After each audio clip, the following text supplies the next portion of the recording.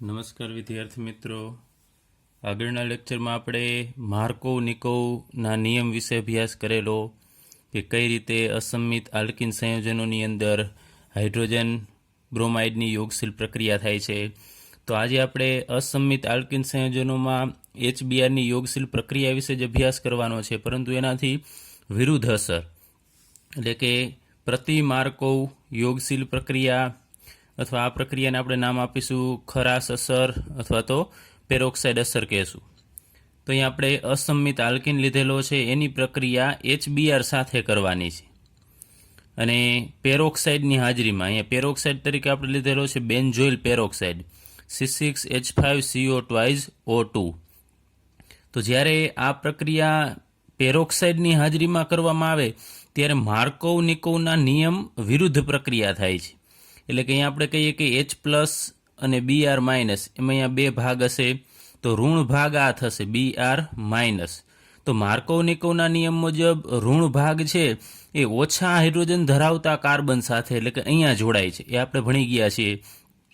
પરંતુ જો પેરોક્સાઇડની હાજરીમાં આ પ્રક્રિયા કરવામાં આવે બેન્ઝોઇલ પેરોક્સાઇડ અથવા બીજા પેરોક્સાઇડની હાજરીમાં, તો આ Br- છે એ આ જગ્યાએ જોડાય છે, એટલે કે વધુ હાઇડ્રોજન ધરાવતા કાર્બન સાથે જોડાશે અને H+ છે એ ઓછા હાઇડ્રોજન ધરાવતા કાર્બન સાથે. એટલે માર્કોવ-નિકોવના નિયમ વિરુદ્ધ પ્રક્રિયા થાય છે. તો આપણને નિપજ મળશે અહીંયા CH માંથી CH2, અહીંયા ડબલ બોન્ડની જગ્યાએ સિંગલ બોન્ડ અને CH2 ની સાથે જોડાશે Br એટલે બ્રોમિન. એટલે કે અહીંયા 1 2 3 પહેલા નંબરના કાર્બન ઉપર બ્રોમિન છે, તો 1 બ્રોમો પ્રોપેન આપણને નિપજ મળે છે. તો આ નિપજ મળે છે માર્કોવ-નિકોવના નિયમ વિરુદ્ધ નિપજ મળે છે, એટલે આને પ્રતિ માર્કોવ યોગશીલ પ્રક્રિયા કહેવામાં આવે છે. અને આ પ્રક્રિયાનો અભ્યાસ ખરાશ નામના વૈજ્ઞાનિક અને FR મેયો નામના વૈજ્ઞાનિકે કરેલો છે, એટલે એના ઉપરથી ખરાશ અસર કહેવામાં આવે છે. અને પેરોક્સાઇડનો ઉપયોગ થાય છે એટલા માટે આને પેરોક્સાઇડ અસર પણ કહેવામાં આવે છે. હવે આ પ્રક્રિયા છે એટલે કે ખરાશ અસર અથવા પેરોક્સાઇડ અસર છે એ માત્ર HBr સાથે જ થાય છે.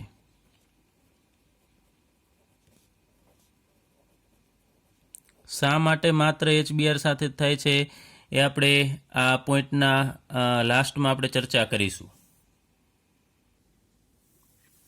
ચલો હવે આપણે આ પ્રક્રિયાની ક્રિયાવિધિ વિશે અભ્યાસ કરીએ કે કઈ રીતે આ પ્રક્રિયા થઈ છે અને શા માટે Br- છે આ કાર્બન ઉપર જ જોડાય છે. તો સૌપ્રથમ આપણે અહીંયા જે બેન્ઝોઇલ પેરોક્સાઇડ લીધેલો છે એનું આપણે સમવિભાજન કરીએ. તો એનું મેં અહીંયા સૂત્ર દર્શાવેલું છે C6H5C દ્વિબંધ ઓક્સિજન O C દ્વિબંધ ઓક્સિજન C6H5 એટલે કે બે ફિનાઇલ રિંગ છે. તો આટલા ભાગને આપણે બેન્ઝોઇલ કહેશું, C6H5C દ્વિબંધ ઓક્સિજન એટલે આ બે બેન્ઝોઇલ છે ને વચ્ચે O એટલે કે એકલ બંધથી જોડાયેલા છે, એટલે વચ્ચેના બે ઓક્સિજનનો આ જે ભાગ છે ને આપણે પેરોક્સાઇડ કહેશું. એટલે બેન્ઝોઇલ અને આ પેરોક્સાઇડ એનું સમવિભાજન કરવાનું છે. તો અહીંયા જ્યાં પેરોક્સાઇડ છે ત્યાંથી અહીંયાથી સમવિભાજન થશે. અહીંયા આ બંધની અંદર બે ઇલેક્ટ્રોન હશે, તો અહીંયાથી બંધ છે એ સેન્ટરમાંથી તૂટશે એટલે આપણને બે સમાન ભાગ મળશે. તો આ એક ઇલેક્ટ્રોન છે આ ઓક્સિજન મેળવી લેશે અને આ ઇલેક્ટ્રોન જે આ ઓક્સિજન નહોતો એ પોતે મેળવી લેશે. તેમાંથી આપણને મળશે C6H5C દ્વિબંધ ઓક્સિજન અહીંયા O અને અહીંયા આપણે દર્શાવી દઈએ આ જે ચાર અબંધકારક ઇલેક્ટ્રોન ચાર ઇલેક્ટ્રોન છે અથવા યુગ્મ કહેવાય તો બે ઇલેક્ટ્રોન યુગ્મ એ પહેલેથી હતા જ, અને આ ઇલેક્ટ્રોન છે એ આપણે અહીંયા દર્શાવી દઈએ. તો અહીંયા મુક્ત મૂલક બનશે, એવા બે ભાગ સમાન મળે છે. તો આપણે અહીંયા દર્શાવી દઈએ આ 2 મોલ આપણને મળશે આ મુક્ત મૂલક. હવે આ મુક્ત મૂલક છે સ્થાયી હોતો નથી, અસ્થાયી છે. તો અહીંયાથી ફરીથી આ બંધ તૂટશે, કાર્બન અને ફિનાઇલ વચ્ચેનો જે બંધ છે એનું સમવિભાજન થશે ને એમાં આ કાર્બન આ ઇલેક્ટ્રોન છે આ કાર્બનનો છે એ પોતે એક ઇલેક્ટ્રોન મેળવી લેશે અને આ જે ફિનાઇલ છે એ પોતાનો એક ઇલેક્ટ્રોન છે એ મેળવી લેશે. તો અહીંયા એક ઓક્સિજન આ ઓક્સિજન પાસે એકલો ઇલેક્ટ્રોન છે, એ ઇલેક્ટ્રોન અને આ કાર્બનનો ઇલેક્ટ્રોન કે જે અહીંયાથી બંધ તૂટે છે એ બંને ઇલેક્ટ્રોન ભેગા મળી અને બંધ બનાવશે અને એમાંથી આપણને અહીંયા આપશે 2 મોલ C6H5 આ મુક્ત મૂલક અને અહીંયાથી આ ઇલેક્ટ્રોન અને આ ઇલેક્ટ્રોન બંને અહીંયા ભેગા મળી અને હું ડાયરેક્ટલી દર્શાવી દઉં છું. આ CO2 અણુ બનાવશે. એવા 2 મોલ આપણને CO2 મળશે. ચાલો, તો અહીંયા આપણને આ મળે છે ને આપણે કહીશું ફિનાઇલ મુક્ત મૂલક. તો ફિનાઇલ મુક્ત મૂલક છે એ કોઈ પણ મુક્ત મૂલક છે, સક્રિય છે, તો આ મુક્ત મૂલક છે હવે બીજા સાથે પ્રક્રિયા કરશે. પોતાનો આ એક ઇલેક્ટ્રોન છે એ બીજા સાથે સંયોજાવશે અને મુક્ત મૂલકને દૂર કરશે. તો આપણે બીજું સ્ટેપ લઈએ કે બીજા સ્ટેપમાં જે ફિનાઇલ મુક્ત મૂલક છે એ પ્રક્રિયા કરશે HBr સાથે, હાઇડ્રોજન બ્રોમાઇડ. એ તમે જુઓ છો આના પછી આપણે આની પ્રક્રિયા, આમાંથી જે આપણને મળે છે ફિનાઇલ મુક્ત મૂલક, એની પ્રક્રિયા HBr સાથે કરવાની છે. તો અહીંયા પણ સેમ એ જ રીતે સમવિભાજન થાય છે. આ H અને Br એ જે બંધથી જોડાયેલા છે એનું આપણે લખીએ સમવિભાજન. તો અહીંયા આ એકલો ઇલેક્ટ્રોન છે આ હાઇડ્રોજન મેળવી લેશે અને આ ઇલેક્ટ્રોન છે એ આ બ્રોમિન મેળવશે. હવે અહીંયાથી જે આ H મુક્ત મૂલક જે ઉત્પન્ન થાય છે એ હવે આ ફિનાઇલ સાથે જોડાઈ જશે. તો C6H5 એમાં કાર્બન પાસે એક ઇલેક્ટ્રોન છે ને એક ઇલેક્ટ્રોન આ હાઇડ્રોજન, એટલે 2 ઇલેક્ટ્રોન ભેગા મળી કાર્બન અને હાઇડ્રોજન વચ્ચે બંધ બનાવશે અને આપણને મળશે C6H6. અને અહીંયાથી આ એકલો ભાગ એટલે કે Br મુક્ત મૂલક છે આપણને મળશે. હજુ બ્રોમિન પાસે પણ 3 અબંધકારક ઇલેક્ટ્રોન યુગ્મ હોય છે પણ એ આપણે દર્શાવતા નથી. તો અહીંયા આપણને મળે છે આ બ્રોમિન મુક્ત મૂલક અને આ મળે છે એ બેન્ઝીન છે. હવે આ મુક્ત મૂલક છે એ ફરીથી બીજા સાથે પ્રક્રિયા કરશે. હવે અહીંયા જે Br મુક્ત મૂલક મળ્યો એ હવે પ્રોપીન સાથે પ્રક્રિયા કરશે. જોજો ખાસ તબક્કા કઈ રીતે આપણે લખવા. તો સૌપ્રથમ અહીંયાથી સ્ટાર્ટ કરવાનું, બેન્ઝોઇલ પેરોક્સાઇડમાંથી આપણે ફિનાઇલ મુક્ત મૂલક બનાવવાનો, એની પ્રક્રિયા HBr સાથે કરવાની. HBrમાંથી ઉત્પન્ન થયેલો મુક્ત મૂલક છે એની પ્રક્રિયા આપણે પ્રોપીન સાથે કરવાની છે. તો અહીંયા આપણે ત્રીજા તબક્કામાં લઈએ પ્રોપીન અને એની પ્રક્રિયા Br મુક્ત મૂલક સાથે. હવે અહીંયા પણ સમવિભાજન થશે. તો Br મુક્ત મૂલક અહીંયા પ્રક્રિયા કરશે તો અહીંયા પાઈ બંધ છે, તો એના ઇલેક્ટ્રોન અહીંયાથી વચ્ચેથી એક બંધ, આ પાઈ બંધ છે એ તૂટશે. હવે Br આ બંને સાથે આપણે શક્યતા લઈએ, આ કાર્બન સાથે પણ જોડાઈ શકે અને આ કાર્બન સાથે પણ જોડાઈ શકે.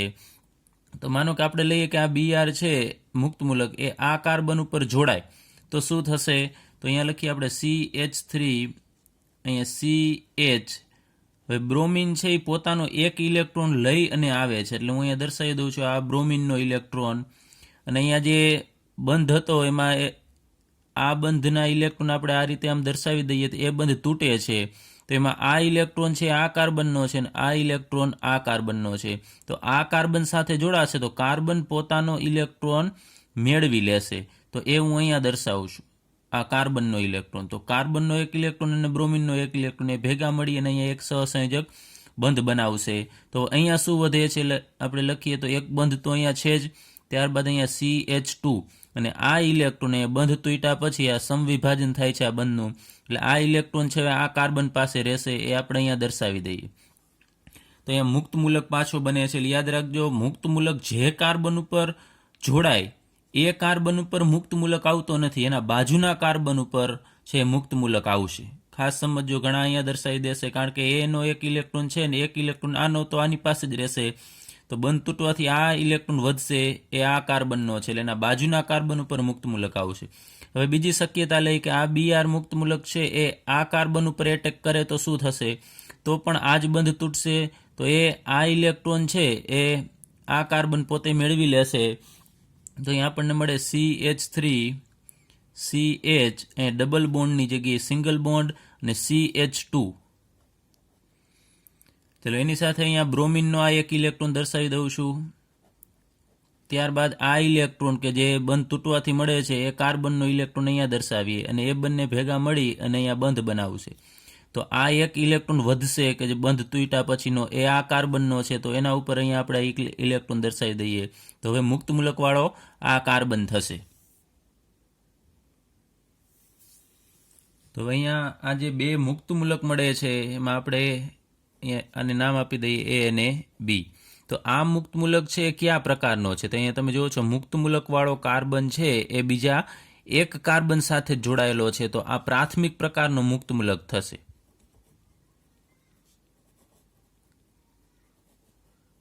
જ્યારે અહીંયા તમે જુઓ છો કે આ મુક્ત મૂલકવાળો જે કાર્બન છે એ બીજા 2 કાર્બન સાથે જોડાયેલો છે, તો આ દ્વિતીયક મુક્ત મૂલક થશે. હવે આપણે આગળ ઉપર અભ્યાસ કરી ગયા છીએ કે કાર્બોકેટાઇનની જેમ જ મુક્ત મૂલક છે એની સ્થાયીતાનો ક્રમ પણ વધુ સ્થાયી હશે તૃતીયક મુક્ત મૂલક, એનાથી ઓછો સ્થાયી હશે દ્વિતીયક મુક્ત મૂલક, અને એનાથી ઓછો સ્થાયી હશે પ્રાથમિક મુક્ત મૂલક. તો આ 2 માંથી વધુ સ્થાયી થશે દ્વિતીયક મુક્ત મૂલક, કારણ કે એને ઇલેક્ટ્રોનની જરૂર હોય છે અને આમાં બંને બાજુથી ઇલેક્ટ્રોન મળે છે, જ્યારે અહીંયા એક જ બાજુએથી. અને આ પ્રાથમિક છે એ ઓછો સ્થાયી હશે. તો તમને ખ્યાલ છે જે વધુ સ્થાયી હોય એ વધુ પ્રમાણમાં બને, એટલે આ વધુ બનશે જ્યારે આ ઓછો બને છે. તો હવે આ બંને સાથે એટલે મુખ્ય નિપજ હવે આપણને આ મળશે, કારણ કે આ બનશે જ વધુ, કારણ કે વધુ સ્થાયી છે. એનું કારણ કે દ્વિતીયક મુક્ત મૂલક છે, દ્વિતીયક મુક્ત મૂલક વધુ સ્થાયી હોય. હવે આપણે આની પ્રક્રિયા આગળ ઉપર કરવાની છે ફરીથી HBrના અણુ સાથે. ચાલો એના પછીનું ચોથું સ્ટેપ આપણે લખીએ. આ જે દ્વિતીયક મુક્ત મૂલક છે એની પ્રક્રિયાના પ્રાથમિક બંનેની લખીએ. પ્રથમ આપણે આ દ્વિતીયકની લખીએ તો CH3CH CH2Br, એટલે કે આ દ્વિતીયક મુક્ત મૂલક છે એની પ્રક્રિયા HBr સાથે, હાઇડ્રોજન બ્રોમાઇડ સાથે. તો અહીંયા પણ હવે પાછું સમવિભાજન થશે. તો મુક્ત મૂલક કોઈ બીજા તટસ્થ અણુ સાથે પ્રક્રિયા કરતો હોય એટલે સમવિભાજન થશે. અહીંયા આ બંધ છે એ વચ્ચેથી તૂટશે, એટલે આના ઉપરનું મુક્ત મૂલક દૂર થશે. તો અહીંયાથી આ હાઇડ્રોજન પોતાનો 1 ઇલેક્ટ્રોન મેળવશે અને આ બ્રોમિન પોતાનો 1 ઇલેક્ટ્રોન મેળવશે. તો અહીંયાથી જે હાઇડ્રોજન મુક્ત મૂલક છૂટો પડશે એ જોડાઈ જશે હવે આ કાર્બન સાથે, કે જેની પાસે 1 ઇલેક્ટ્રોન છે. તો 1 ઇલેક્ટ્રોન આ કાર્બનનો ને 1 આ હાઇડ્રોજનનો, એટલે એની વચ્ચે બંધ બનશે. તો આપણે ડાયરેક્ટલી અહીંયા લખીએ CH3, પછી CH માંથી CH2, ત્યારબાદ અહીંયા CH2, અહીંયા Br, અને અહીંયા બ્રોમિન મુક્ત મૂલક એ છૂટો પડશે, એને આપણે દર્શાવી દઈએ Br મુક્ત મૂલક. તો અહીંયા આપણને નિપજ મળે છે, એનું નામ થશે 1 2 3, એટલે 1 ઉપર બ્રોમિન છે તો 1 બ્રોમો પ્રોપેન. તો અહીંયા તમે જુઓ છો કે આ વધુ પ્રમાણમાં જ બનતો તો દ્વિતીયક મુક્ત મૂલક, તો અહીંયા આપણને આ નિપજ મળશે, એ પણ વધુ પ્રમાણમાં જ મળશે. તો એ નિપજને આપણે કહેશું મુખ્ય નિપજ, એટલે વધુ પ્રમાણમાં આ નિપજ મળશે. હવે એનું રીઝન તમને ખ્યાલ હોવો જોઈએ કે અહીંયા શક્યતા આપણે લીધી છે એમાંથી આ વધુ સ્થાયી હોવાથી એમાંથી બનતી આ નિપજ છે વધુ પ્રમાણમાં આપણને મળશે. હવે આની પ્રક્રિયા પણ સાથે લઈએ. ચલો CH3 CH CH2 Br, ચલો આ પ્રાથમિક મુક્ત મૂલક છે એની પ્રક્રિયા સેમ એ જ રીતે HBr સાથે. તો અહીંયા પણ બંધનું સમવિભાજન થશે.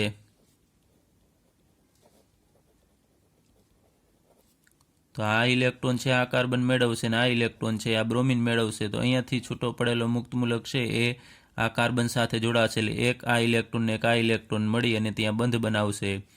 તો આપણે ડાયરેક્ટલી લખીએ CH2 માંથી CH3, અહીંયા Br, અને બ્રોમિન મુક્ત મૂલક આપણને મળશે. આનું નામ થશે 2 બ્રોમો પ્રોપેન. હવે અહીંયા બને છે ઓછા પ્રમાણમાં પ્રાથમિક મુક્ત મૂલક, તો એમાંથી મળતી નિપજ છે એ પણ આપણને ઓછી મળશે. તો આપણે કહીએ આ અલ્પ નિપજ અથવા ગૌણ નિપજ કહી શકાય. ચાલો હવે અહીંયા છૂટો પડેલો આ જે Br મુક્ત મૂલક છે એ ફરીથી આગળ ઉપર તમે જુઓ છો પ્રોપીનના આવા ઘણા બધા અણુ હશે. છૂટો પડેલો મુક્ત મૂલક ફરીથી આની સાથે બીજા પ્રોપીનના અણુ સાથે પ્રક્રિયા કરીને આવો આપણને મુક્ત મૂલક આપશે. એ ફરીથી મુક્ત મૂલક HBr સાથે પ્રક્રિયા કરીને ફરીથી મુક્ત મૂલક છૂટો પડે. એ મુક્ત મૂલક આ રીતે આગળ ઉપર પ્રક્રિયા કરતો જ જશે. ક્યાં સુધી કરશે? કે જ્યાં સુધી પ્રોપીન હાજર હોય. ચલો હવે આપણે આગળ ઉપર વાત કરેલી કે આ HCl, HBr અને HI માંથી શા માટે આ પ્રક્રિયા HBr સાથે જ થાય છે.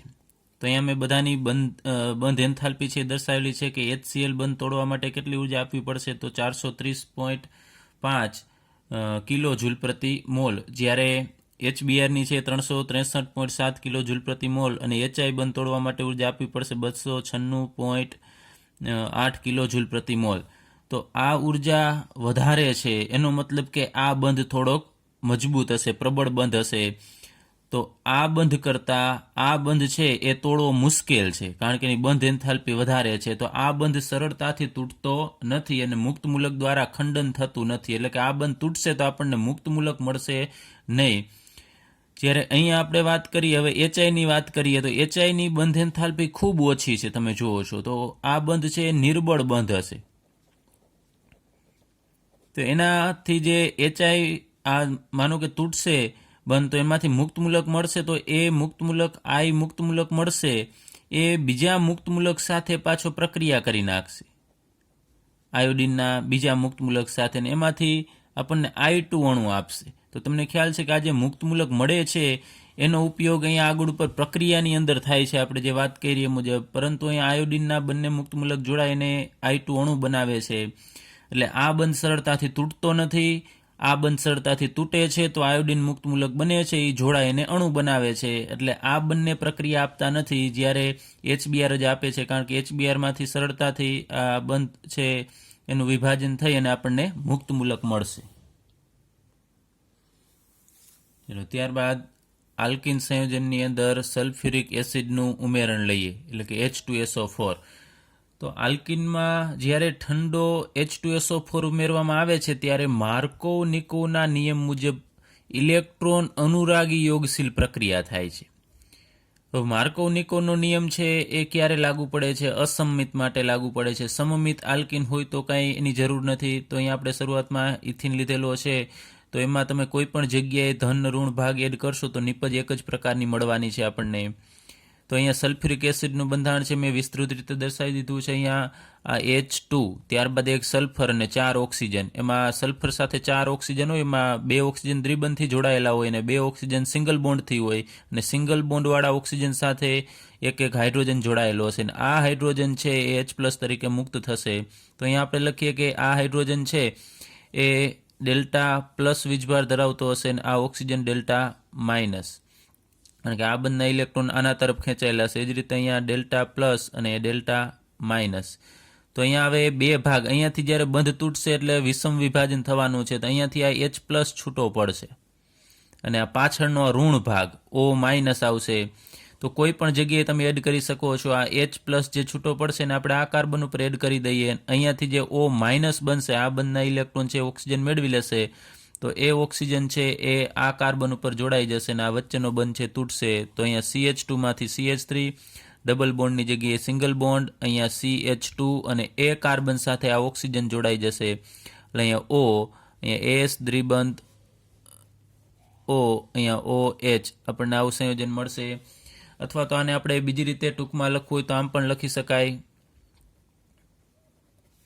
CH3 CH2 અહીંયા O, ત્યારબાદ સલ્ફર સાથે અહીંયા 3 ઓક્સિજન જોડાયેલા છે, તો આમ SO3 અને H, અથવા તો HSO4 આને સંયુક્ત લખી નાખો તો પણ ચાલશે. તો આનું નામ થશે, અહીંયા તમે જુઓ છો કે આ ઇથાઇલ છે, અથવા આને આપણે બીજી આમ પણ લખીએ, ચાલો CH3 CH2 અને અહીંયા HSO4. તો આ ભાગ છે ઇથાઇલ છે, તો અહીંયા લખીએ ઇથાઇલ. ત્યારબાદ અહીંયા હાઇડ્રોજન છે, અથવા અહીંયા પણ તમે જોઈ શકો ઇથાઇલ, હાઇડ્રોજન અને SO4 એટલે સલ્ફેટ. તો આપણને નિપજ તરીકે મળશે ઇથાઇલ હાઇડ્રોજન સલ્ફેટ. આપણે બીજું ઉદાહરણ લઈએ પ્રોપીનનું, CH3CH ડબલ બોન્ડ CH2, એટલે પ્રોપીન. આ અસમમિત આલ્કીન છે. તો આની અંદર H2SO4 નું ઉમેરણ થશે એ માર્કોવ-નિકોવના નિયમ મુજબ થશે. તો અહીંયા આપણે લખીએ H, ત્યારબાદ અહીંયા OS દ્વિબંધ ઓક્સિજન, OH.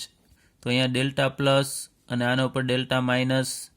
તો આ H+ છે અને એ ક્યાં જશે એના પહેલાં આપણે લઈએ ઋણ ભાગ છે એ ક્યાં જોડાશે. તો ઋણ ભાગ છે તમને ખ્યાલ છે કે ઓછા હાઇડ્રોજન ધરાવતા કાર્બન સાથે જોડાય છે, એટલે આ જગ્યાએ જોડાશે. તો ધન ભાગ એટલે કે H+ છૂટો પડશે એ અહીંયા જોડાશે.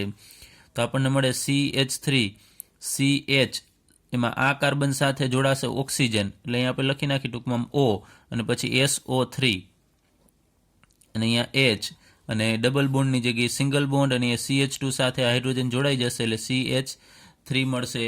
તો આનું નામ થશે અહીંયા પ્રોપાઇલ છે, એટલે પ્રોપાઇલ ઉપર મુજબ જ હાઇડ્રોજન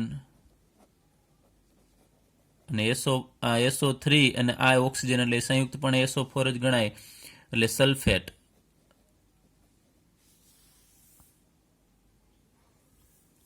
ત્યારબાદ આલ્કિનમાં પાણીનું ઉમેરણ. તો અહીંયા આપણે આલ્કિન લીધેલો છે 2 મિથાઇલ પ્રોપીન. બીજા નંબરના કાર્બન ઉપર મિથાઇલ છે અને 3 કાર્બન દ્વિબંધ હોવાથી પ્રોપીન. એની અંદર આપણે H2O ઉમેરવું છે, પરંતુ H+ એટલે કે અહીંયા સલ્ફ્યુરિક એસિડ લેવાનો થશે. સાંદ્ર સલ્ફ્યુરિક એસિડ છે અને આપણે અમુક ડ્રોપ્સ નાખીશું, એટલે આ છે પ્રક્રિયાનો ટૂંકમાં વેગ વધારે છે, આયનીકરણ કરશે. એટલા માટે અહીંયા સલ્ફ્યુરિક એસિડની હાજરીમાં માત્ર થોડા ટીપાય ડ્રોપ્સ જ એડ કરવા પડશે. તો અહીં H2O છે એનું વિભાજન થશે H+ અને OH- માં. H+OH- એ તેનું દર્શાવું છું, અલગ નથી, આ જ વિભાજન પામી અને H+OH- બનાવશે. એમાં હવે માર્કોવ નિકોવના નિયમ મુજબ આપણે વાત કરીએ એમ કે ઋણ ભાગ ક્યાં જોડાશે, તો આ દ્વિબંધથી જોડાયેલા 2 કાર્બન છે એમાં ઓછા હાઇડ્રોજન ક્યાં છે, તો તમે જુઓ છો આ કાર્બન ઉપર ઓછા હાઇડ્રોજન છે, તો OH- છે એ આ કાર્બન ઉપર જોડાશે અને H+ આ કાર્બન ઉપર જોડાશે. એટલે આપણને મળે CH3, અહીંયા CH3 અને આ કાર્બન ઉપર અહીંયા OH અને ડબલ બોન્ડની જગ્યાએ સિંગલ બોન્ડ અને CH2 સાથે આ H જોડાવાથી આપણને મળશે CH3. તો અહીંયા નંબર આપીએ તો 1, 2, 3. બીજા નંબરના કાર્બન ઉપર મિથાઇલ છે એટલે નામ થશે 2 મિથાઇલ. ત્યારબાદ 3 કાર્બન એટલે પ્રોપેન અને બીજા નંબરના કાર્બન ઉપર OH છે એટલે 2 ઓલ. આલ્કોહોલનો પ્રત્યય થશે ઓલ. તો અહીંયા તમે જુઓ છો કે પાણીનું ઉમેરણ છે એ પણ માર્કોવ નિકોવના નિયમ મુજબ જ થશે. એટલે જો અસમમિત હોય તો ધ્યાનમાં લેવું કે ઋણને ક્યાં જોડવો, પરંતુ જો સમમિત હોય તો કાંઈ પ્રશ્ન નથી, ગમે ત્યાં તમે જોડી શકો. ત્યારબાદ આલ્કિનનું ઓક્સિડેશન. તો જ્યારે આલ્કિન સંયોજનની પ્રક્રિયા ઠંડા મંદ KMnO4ના જલીય દ્રાવણ સાથે કરવામાં આવે. KMnO4 ઠંડો લેવાનો છે અને મંદ દ્રાવણ એટલે ઓછા પ્રમાણમાં KMnO4 ને પાણીની અંદર ઓગાળવાનો. એ પ્રક્રિયકને આપણે બેયર પ્રક્રિયક કહીએ છીએ. તો આ બંનેની પ્રક્રિયા કરવામાં આવે તો આપણને નિપજ મળશે વિસિનલ ગ્લાયકોલ, એટલે કે બાજુના કાર્બન ઉપર 2 OH જોડાયેલા હોય એને આપણે વિસિનલ ગ્લાયકોલ કહેશું. તો અહીંયા આપણે પ્રક્રિયા લઈએ પછી આ સમજીએ કે CH2 double bond CH2 ethene, એની પ્રક્રિયા આપણે H2O. હવે H2O ક્યાંથી આવશે, તો અહીંયા મંદ KMnO4 લીધું છે અને જલીય દ્રાવણ બનાવેલું છે, એટલે કે પાણી તો હાજર હશે, એટલે આપણે H2O દર્શાવેલો છે. ત્યારબાદ અહીંયા મંદ KMnO4, તાપમાન રાખવાનું 273 કેલ્વિન. હવે મેં જે અહીંયા એકલો ઓક્સિજન દર્શાવેલો છે આને નવજાત ઓક્સિજન કહેવાય, જે એકલો હોતો નથી, માત્ર આપણે પ્રક્રિયા સમજવા માટે અહીંયા દર્શાવેલો છે. તો આ ઓક્સિજન ક્યાંથી આવે છે, તો KMnO4 માંથી આ ઓક્સિજન આવે છે અને એનો ઉપયોગ આ પ્રક્રિયામાં થશે. એટલે તમને એટલું ક્લિયર હોવું જોઈએ કે આ ઓક્સિજન ક્યાંથી આવે છે, KMnO4 નો છે. હવે અહીંયા CH2 ડબલ બોન્ડ CH2 છે, એમાંથી વચ્ચેનો એક પાઈ બંધ તૂટશે, એટલે અહીંયા એક જ બંધ રહેશે CH2CH2. હવે અહીંયા H2 એટલે 2 હાઇડ્રોજન છે, આપણે આને આમ દર્શાવીએ H2O અને આમ HOH. ચાલો પાણીને આપણે આ રીતે દર્શાવીએ છીએ. તો આ એક ઓક્સિજન છે એ આ પાણી સાથે આ ટૂંકમાં જોડાઈને આપણે ટૂંકમાં દર્શાવીએ કે આ H2O ના ઓક્સિજન જોડાય અને આપણને 2 OH મળશે. એ બંને OH છે આ એક કાર્બન ઉપર જોડાઈ જશે, એટલે અહીંયા OH. તો આનું નામ થશે 2 કાર્બન છે એટલે ઇથેન, અને પેલા બીજા કાર્બન ઉપર OH જોડાયેલો છે એટલે 1, 2 અને 2 OH છે એટલે ડાયોલ, અથવા આને ગ્લાયકોલ પણ કહેવામાં આવે છે, અથવા ઇથિલિન ગ્લાયકોલ પણ કહીએ છીએ. એટલે એને આપણે કહીએ છીએ વિસિનલ ગ્લાયકોલ. તમે જોશો બાજુના જેમ આપણે વિસિનલ ડાયહાઇડ કહેતા હતા એ જ રીતે અહીંયા બાજુના કાર્બન ઉપર 2 OH હોય તો એને આપણે વિસિનલ ગ્લાયકોલ કહેશું. હવે એ જ રીતે અહીંયા પ્રોપીનની પ્રક્રિયા પણ મંદ KMnO4 ના જલીય દ્રાવણ સાથે કરવામાં આવે છે 273 કેલ્વિન તાપમાને. તો આ ઓક્સિજન છે એ પણ KMnO4 માંથી આવેલો ઓક્સિજન છે. તો ઉપર મુજબ જ અહીંયા 2 H2O અને ઓક્સિજન આપણે સમજવા માટે કહીએ કે આ બંને જોડાઈ જાય, બાકી એની ક્રિયાવિધિ અલગ હશે. આપણે ટૂંકમાં સમજીએ કે આ બંનેને ભેગા કરીને આ રીતે 2 OH બનાવવાને, એ 2 OH છે આ બંને કાર્બન ઉપર આપણે જોડી દેવાના થશે. તો CH3CH અહીંયા સિંગલ બોન્ડ CH2 અને બંને ઉપર OH. તો અહીંયા નંબર અહીંયાથી આપવા પડશે કારણ કે ઓછો નંબર મળે એ બાજુથી નંબર. તો 1 2 ઉપર OH છે ને 3 કાર્બન એટલે પ્રોપેન. તો પ્રોપેન 1 2 ડાયોલ. હવે આ પ્રક્રિયામાં KMnO4 છે વપરાય છે. KMnO4 તૂટશે તો KMnO4 નો રંગ છે એ જાંબુડિયો હોય છે અને જો બહુ મંદ દ્રાવણ હોય એનું તો આપણને ગુલાબી જેવો રંગ દેખાશે. હવે એને જ્યારે આની અંદર એડ કરવામાં આવે છે જો આ પ્રક્રિયા થશે એટલે કે આ પાયબંધ તૂટી અને બંને કાર્બન ઉપર અહીંયા OH જોડાશે તો KMnO4 છે એનો રંગ દૂર થશે. એટલે કે KMnO4 ને આલ્કીન છે એ રંગવિહીન કરે છે એટલે એનો રંગ દૂર થશે. માનો કે આલ્કીન છે એની અંદર આપણે આનું દ્રાવણ એડ કરશું જો KMnO4 નો રંગ છે દૂર થઈ જાય તો સમજવાનું કે ઇથિનમાંથી આપણને ઇથેન 1 2 ડાયોલ મળેલો છે. તો એનો મતલબ કે પ્રક્રિયા થઈ હશે ને એ ઓક્સિજન અહીંયા વપરાણો હશે ને ઓક્સિજન વપરાશે એટલે આનું બંધારણ તૂટે એટલે એનો રંગ છે એ પણ દૂર થશે.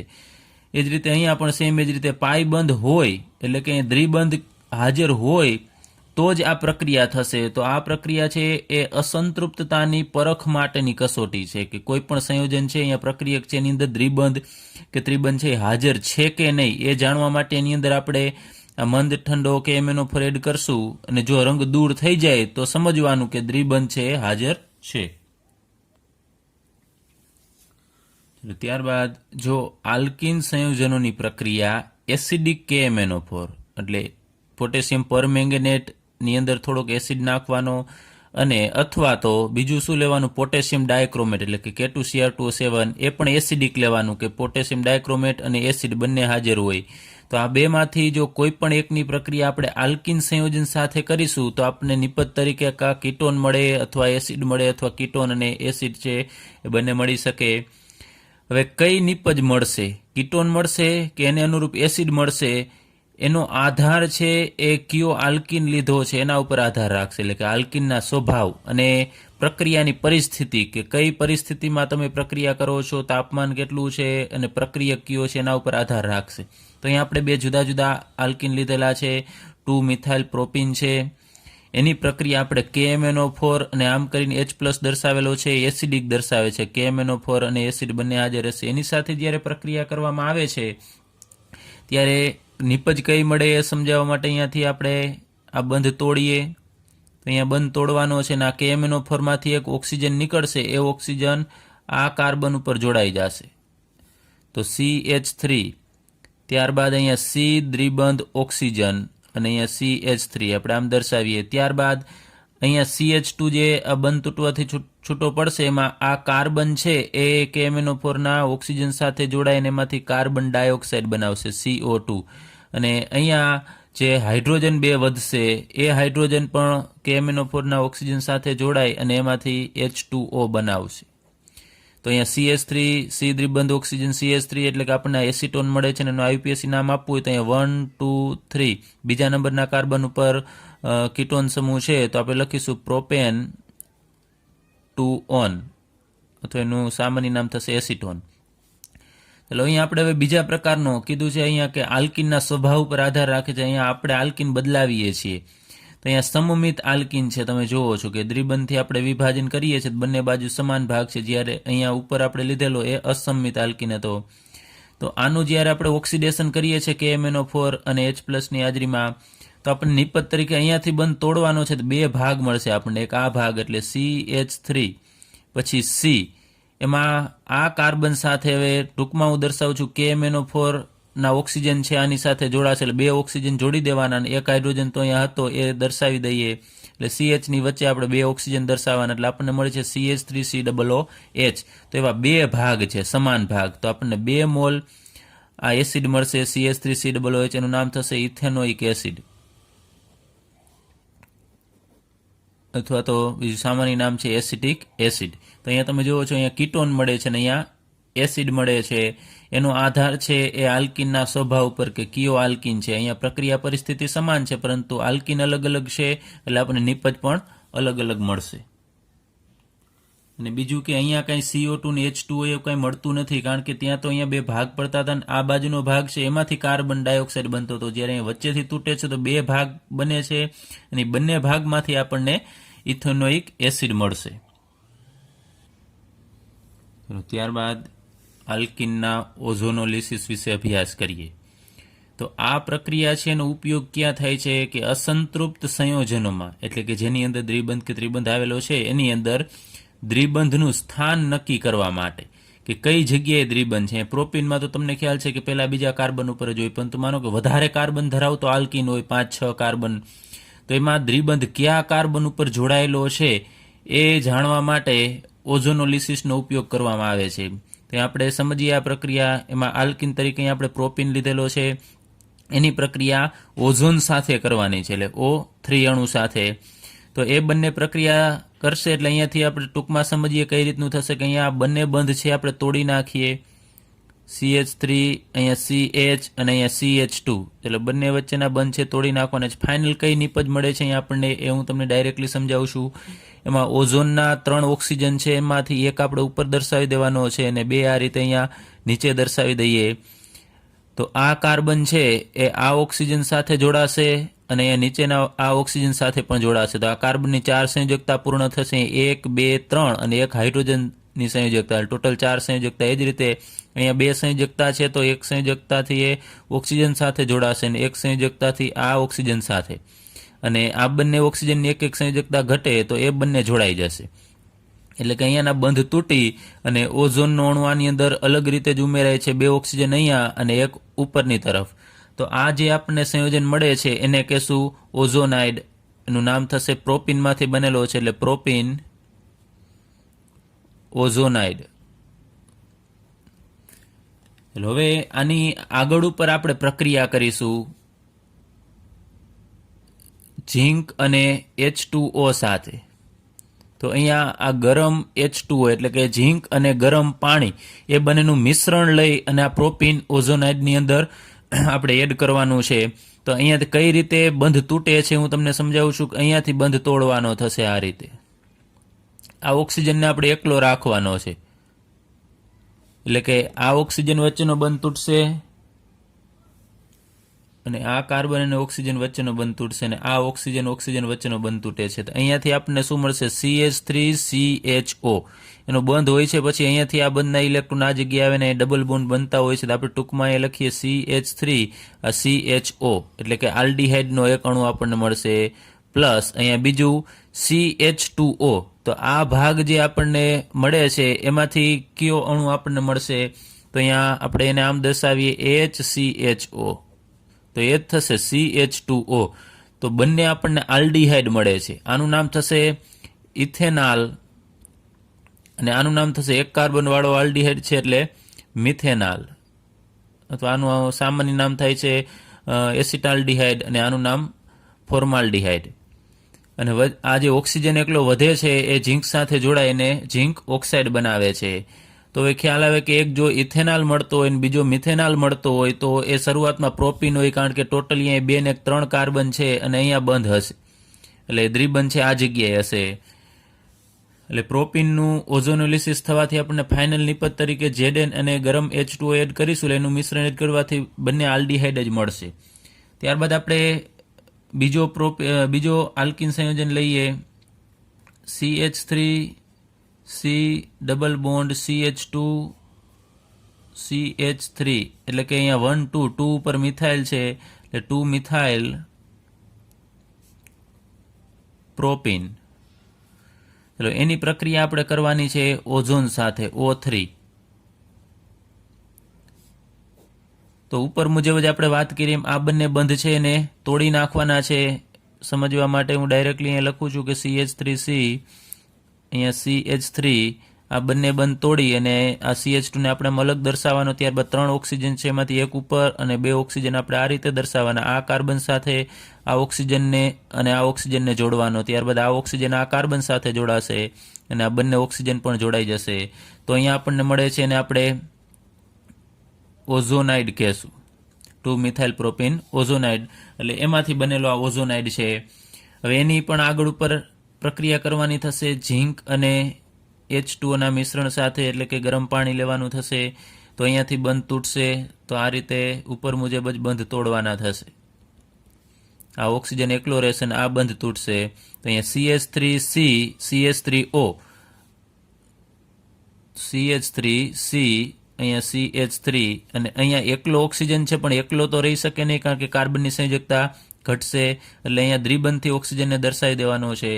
ત્યારબાદ આ ભાગ છે એ ઉપર મુજબ તમે જુઓ છો CH2O એટલે કે મિથેનાલ મળશે, HCHO.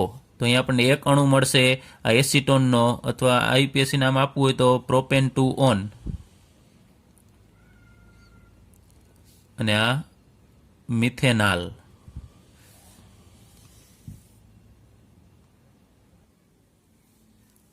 ત્યારબાદ આલ્કિનનું પોલિમરાઇઝેશન, તો એને ગુજરાતીમાં બહુલીકરણ કહેવામાં આવે છે. તો આપણે પોલિમરાઇઝેશન થી તમે કદાચ પરિચિત હશો. જે પ્લાસ્ટિક છે એને આપણે પોલિથીન કહીએ છીએ, પોલિથીનની કોથળીઓ એમ કહીએ છીએ, તો એ ઇથિનમાંથી બનેલી હોય છે. એ કઈ રીતે બને છે આપણે અભ્યાસ કરીએ. તો અહીંયા શરૂઆતમાં આપણે આલ્કિન તરીકે લીધેલો છે CH2 ડબલ બોન્ડ CH2 એટલે કે ઇથિન લીધેલો છે. તો અહીંયા આપણે ઇથિનના અસંખ્ય અણુ લેવાના થશે, એટલે આપણે અસંખ્ય અણુ દર્શાવવા માટે હું આગળ n દર્શાવી દઉં છું, n ટાઈમ્સ અહીંયા અસંખ્ય અણુ હશે. તો ઇથિનના અસંખ્ય અણુઓ ઊંચા તાપમાને અને ઊંચા દબાણે યોગ્ય ઉદ્દીપકની હાજરીમાં પ્રક્રિયા કરશે. એના એ જ અણુઓ પ્રક્રિયા કરશે એકબીજા સાથે. તો અહીંયા હું એની નિપજ દર્શાવવા માટે આ ઇથિનના અણુ આ રીતે દર્શાવું છું. CH2 આ એક અણુ છે, ત્યારબાદ અહીંયા આપણે બીજો અણુ દર્શાવીએ. ચાલો, ત્યારબાદ અહીંયા આ ત્રીજો અણુ. તો આ જુદા જુદા અણુઓ છે એવી એકબીજા સાથે આ બધી કન્ડિશનમાં ઊંચું તાપમાન, દબાણ અને ઉદ્દીપકની હાજરીમાં એના બંધ તૂટશે. અત્યારે કઈ રીતે પ્રક્રિયા થઈ નિપજ મળે છે હું દર્શાવું છું. તો અહીંયા આ જે બંધ છે પાઈ બંધ એક, એ ત્યાંથી નીકળી જશે, તૂટશે, અને આ જગ્યાએ આ એક અણુ છે, આ બીજો અણુ છે, એની બે અણુ વચ્ચે અહીંયા બંધ નથી, જુદા જુદા અણુ છે, પરંતુ આ પરિસ્થિતિમાં આ બંધ છે આ જગ્યાએ આવશે એટલે અહીંયા નવો બંધ બનશે આ જગ્યાએ. એ જ રીતે તો આ કાર્બનની સંયોજકતા વધી જાય, કેમ કે 4 તો હતી જાય, નવો બંધ બનશે તો 5 થશે. તો તરત જ આ બંધના ઇલેક્ટ્રોન એના પછીના કાર્બન સાથે અહીંયા બંધ બનાવશે, એટલે અહીંયા શિફ્ટ થશે. તો આ કાર્બનની સંયોજકતા વધી જાય તો આ બંધ છે એના પછીના અણુ સાથે જોડાય છે, અને જુદા જુદા અણુ આ રીતે અસંખ્ય અણુ જોડાતા જશે, એટલે વચ્ચે જે બંધ છે એ તૂટતા જશે. તો અહીંયા અત્યારે આપણે કેન્સલ કરી નાખીએ, આ બંધ છે નીકળી જશે ને અહીંયા નવો બંધ બનશે. એ રીતે આ બંધ તૂટશે અને આગળ ઉપર બંધ બનશે. એ જ રીતે આની આગળ પણ બીજા અણુઓ હશે, એ આ રીતે બંધ બનાવશે. તો આખી લાંબી આમ શૃંખલા બનાવે છે, તમે જુઓ છો કન્ટિન્યુઅસલી આમ CH2 CH2 CH2 CH2 આવી લાંબી શૃંખલા બનાવતો એક અણુ છે બનાવશે. એ અણુને આપણે પોલિમર કહેશું.